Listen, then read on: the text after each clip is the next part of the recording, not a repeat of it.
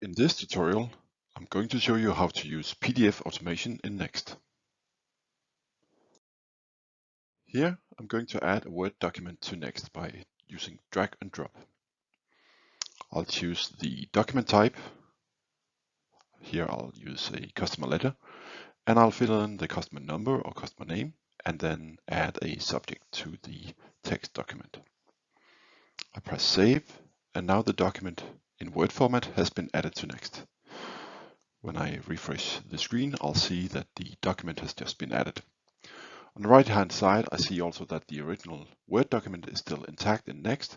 And when I open the document, I now see that in the background, a PDF version has been created and presented in the preview window, although the original document is still intact in Word format.